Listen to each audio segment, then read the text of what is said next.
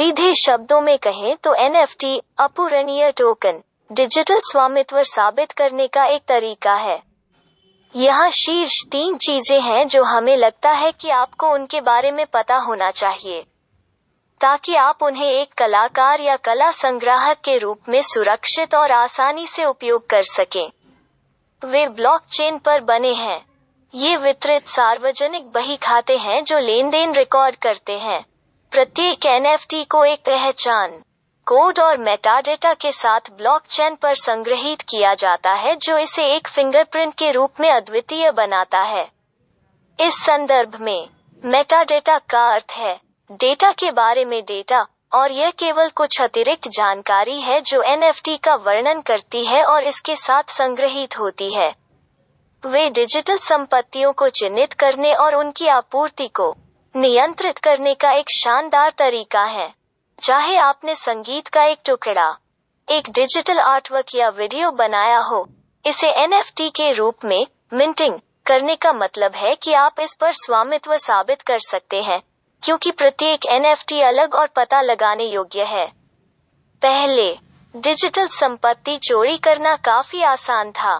यह बहुत बड़ा है क्योंकि इसका मतलब है कलाकार अब रॉयल्टी से धोखा नहीं किया जा सकता है और कलेक्टरों को किसी ऐसी चीज में निवेश करने के बारे में चिंता करने की जरूरत नहीं है जो नकली या जालसाजी है। यह डिजिटल सामग्री की आपूर्ति को नियंत्रित करने का एक शानदार तरीका भी है, जो इसकी कीमत बढ़ाने की कुंजी है, क्योंकि यह सामग्री के एक भाग के लिए एक स्वामी का श्रेय देता है, भले ही अन्य लोग एनएफटी को देख सकते हैं।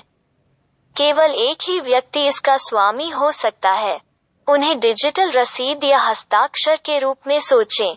यदि आप एक कलेक्टर हैं, तो एनएफटी को आपके पसंदीदा स्टोर से कुछ भौतिक, जैसे कपड़े या भोजन, खरीदने के बाद प्राप्त होने वाली रसीद के डिजिटल समकक्ष माना जा सकता है। एक कलाकार के रूप में अपने काम को एनएफटी में बदलना एक डिजिटल हस्ताक्षर जोड़ने का एक तरीका है जिसे कभी भी जाली या हटाया नहीं जा सकता। तो क्या आप बड़ी रकम के लिए सीमित प्रथम संस्करण प्रिंट खरीदने में सक्षम हैं या $1 की लागत वाले एक टुकड़े के साथ अपना संग्रह शुरू कर रहे हैं? एनएफटी के साथ काम करना सुनिश्चित करता है कि हर कोई जीतता है।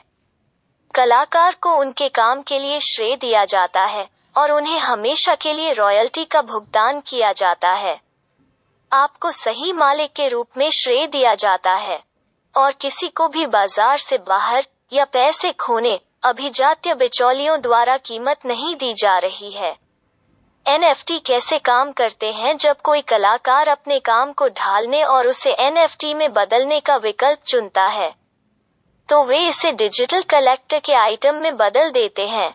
इसलिए चाहे आप किसी एक प्रकार की सामग्री का निर्माण कर रहे हों या 25 प्रिंटों का सीमित संस्करण साझा कर रहे हों, आप डिजिटल कमी पैदा करने में सक्षम हैं जिससे आपके काम को मूल्य प्राप्त हो सके।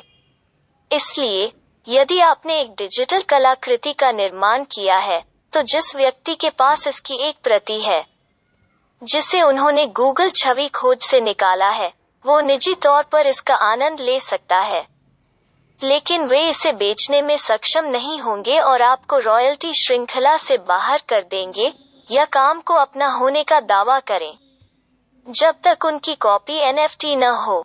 यह तुरंत नकली के रूप में पहचानी जा सकती है। एनएफटी के पास एक समय में केवल एक मालिक हो सकता है और प्रत्येक अद्वितीय है। क्या एनएफटी को कॉपी, चोरी या हैक किया जा सकता है? कॉपी किया गया? नहीं। हैक किया गया? दुर्भाग्य से हाँ, वे कर सकते हैं, लेकिन ऐसा तभी होगा जब आपका एनएफटी प्लेटफॉर्म सुस्त साइबर सुरक्षा उपायों से ग्रस्त हो या उपयोगकर्ता खाते मजबूत पासवर्ड से ठीक से सुरक्षित न हो। एनएफटी यहाँ रहने के लिए क्यों है? कला जगत ने निश्चित रूप से एनएफटी के आसपास एक बुलबुले का अनुभव किया है जिसने कुछ अत्यधिक बढ़े हुए मूल्यों को बढ़ावा दिया है। हालांकि हमारा मानना कि एनएफटी को संचालित करने वाली मुख्य प्रौद्योगिकी प्रबल होगी और फले फूलेगी।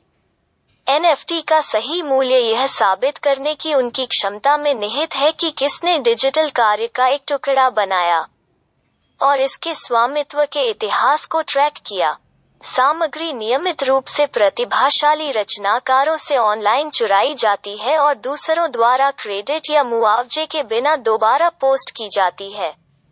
मोमेंट का उपयोग करते हुए NFT सामग्री को पोस्ट करना, एकत्र करना और सभी के लिए साझा करना आसान है। इस प्लेटफॉर्म के प्रत्येक टुकड़े का स्वामित्व का एक सीधा इतिहास है, जिसे निर्माता के पास वापस खोजा जा सकता है। हमें उम्मीद है कि आपको यह लेख मददगार लगा होगा।